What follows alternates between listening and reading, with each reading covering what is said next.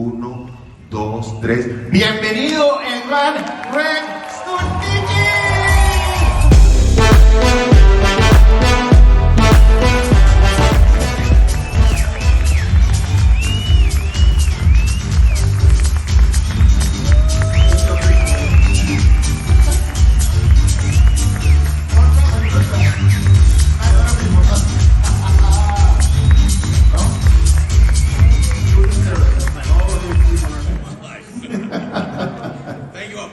Sit. My God, I think looks like all of your Apple Watches told you to stand at the same time.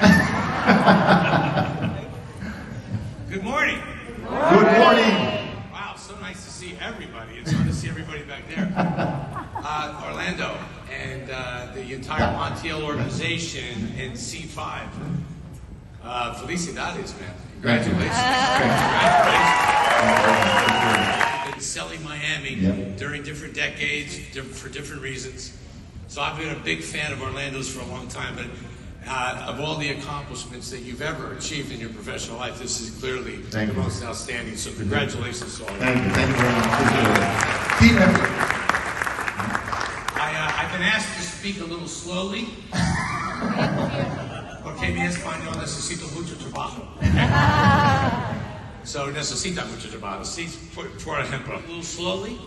In English, a little hard for me because I'm from New Jersey and we learn to speak fast there because we're next to New York and everything is so fast.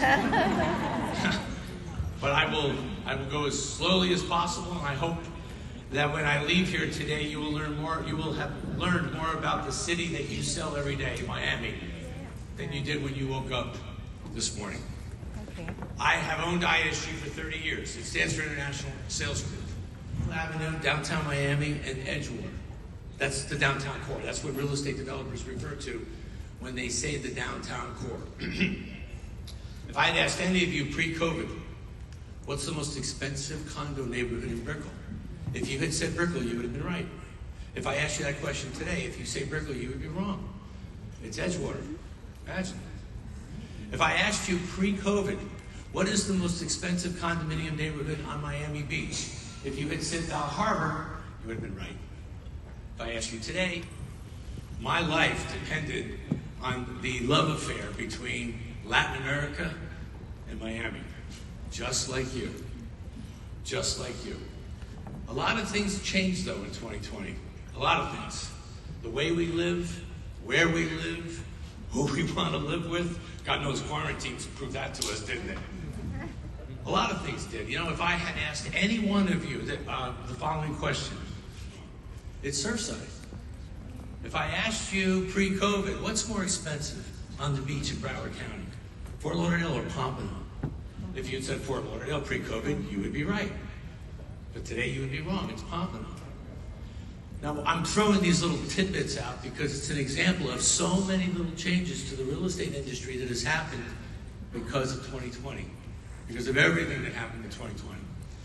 Yes, pandemic, the one before 2020.